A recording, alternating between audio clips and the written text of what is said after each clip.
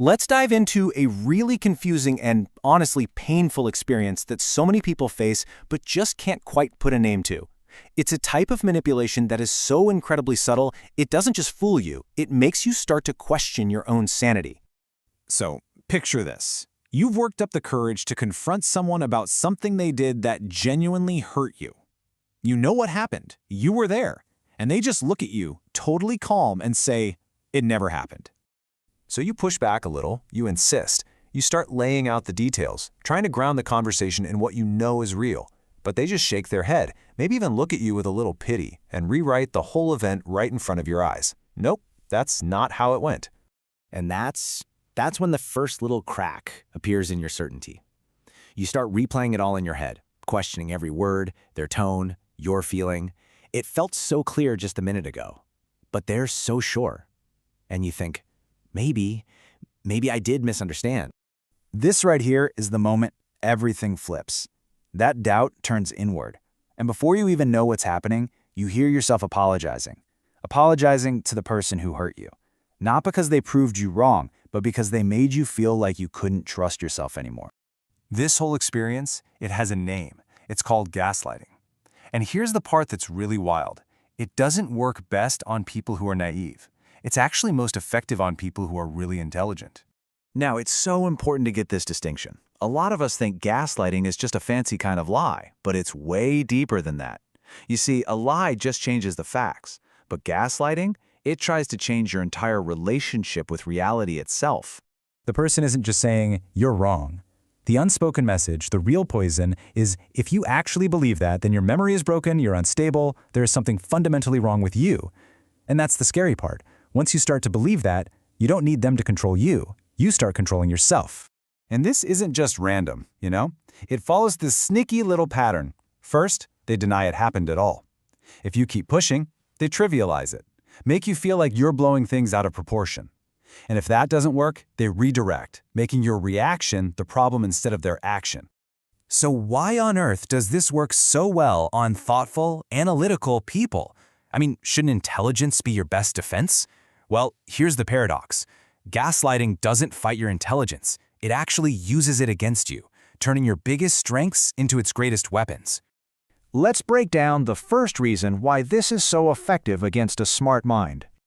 When something feels wrong, your instinct isn't to just let it go. You're a problem solver. You need to figure it out to understand why what you're feeling doesn't match up with what they're saying. So instead of just trusting your gut instinct, you dive in. You start replaying the conversation, analyzing their tone, looking for some hidden meaning. You treat them like a puzzle that needs to be solved, and the gaslighter gives you just enough plausible deniability to keep you guessing, pulling you further and further away from your initial feeling. Okay, the second trait that they can use as a backdoor is your sense of fairness. You pride yourself on seeing both sides of a story. It's a great quality to have, but in this situation, it gets completely exploited. You want to give them the benefit of the doubt. So when they hit you with something like, I think you're being a little too harsh, you actually stop and consider it. And in that one moment of hesitation, the whole game changes. It's suddenly not about what they did anymore. It's about whether your reaction is valid. The debate shifts from truth to your credibility. The third reason is a really deep one. It's all about how our brains are wired to avoid conflict.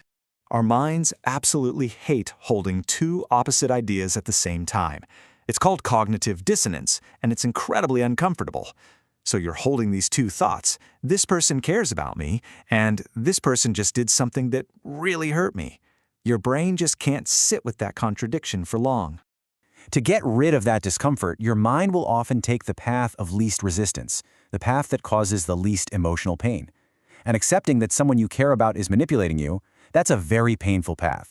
So instead, it's easier to just adjust your own reality. You tell yourself it wasn't that bad, or you misread them, or maybe you just don't remember it right. And that brings us to the fourth reason, and this one's a big one: emotional history. The more history you have with someone, the more shared memories and inside jokes, the harder it becomes to see them clearly. You're not just looking at one single action, you're weighing it against this huge backstory of trust and connection. Because if you admit you're being gaslit, you're forced to ask this absolutely terrifying question: how much of our entire relationship was real? And that is such a heavy, destabilizing thought that it often feels so much easier to just bend your own reality a little bit to protect the relationship you thought you had. So, okay, this is all incredibly subtle. How in the world are you supposed to know if it's happening to you? Well, let's walk through 5 pretty clear signs that you might be under this kind of influence. Number 1, you find yourself apologizing all the time. You go into a conversation knowing you're in the right, ready to address something they did, and somehow you walk out of it feeling guilty and saying you're sorry. If that's a pattern, that's a huge red flag. Second, you start collecting evidence. You're saving screenshots of texts, you're writing down notes after conversations. Now, this isn't you being paranoid. This is your subconscious trying to create an anchor, something solid to hold on to in a reality that feels like it's constantly shifting. Third, you have a really hard time explaining what's wrong to other people. Each little incident on its own sounds so small, maybe even petty, but when you add them all up, the weight is just crushing. And that gap, that can make you feel like you're going crazy. Number 4, think about this. You're confident and capable at work, with your family, with your friends, but with this one person, you suddenly second-guess everything. What you think, what you feel, what you remember. That contrast isn't about your personality. It's a sign of their influence. And fifth, your own vulnerability gets turned into a weapon against you. You bravely say, hey, that thing you said really hurt my feelings, and they come back with, you're just too sensitive, or you always overreact. They reframe your honesty as a character flaw. Recognizing these signs is absolutely the first crucial step. But okay, then what? What's the path forward? How do you actually start to reclaim your own mind? Step 1, and this is probably the hardest but most important. You have to stop looking for validation from them. You have to accept that they aren't misunderstanding you, they are refusing to understand you. You will not find clarity from the person creating the confusion. Step 2, zoom out. Start looking at the overall pattern, not just the individual moments. Anyone can have a misunderstanding once, but a consistent pattern of denying, belittling, and redirecting, that's not an accident. That's a strategy. Third, start listening to your body. Your body knows something is wrong way before your brain is ready to admit it. That knot in your stomach, that feeling of exhaustion after a simple chat, that constant sense of walking on eggshells, that isn't just in your head. That is data. Trust it. Fourth, you got to get some outside perspective. Talk to a friend you trust, someone who's neutral. And when you tell them what happened, try to just state the facts without defending or explaining away your feelings. Just hearing yourself say it out loud can be incredibly powerful. And finally, step 5.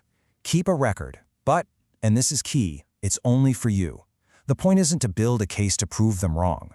The goal isn't to win an argument with them. The goal is to stop losing yourself. That record is your anchor. It's for you to read and remember your own unshakable truth. Let's wrap this up by talking about that unshakable truth, about finding your anchor in the middle of all this chaos. You know, the biggest danger of gaslighting isn't really what it makes you believe about the other person. It's what it makes you start to believe about yourself. That you're crazy, that you're too emotional, that your own mind is an unreliable narrator. That's where the real damage is done. But here is the one truth you have to hold on to. Your perception isn't weak. Your mind isn't broken. It has been manipulated, systematically and intentionally. And the second you really truly see that, that's when everything starts to change. The shift doesn't happen when they finally stop. It happens when you stop believing them. You realize you don't need to fight them for clarity because you already have it. So the question I want to leave you with is this. When you stop fighting to get clarity from them, what do you discover you already possess all on your own?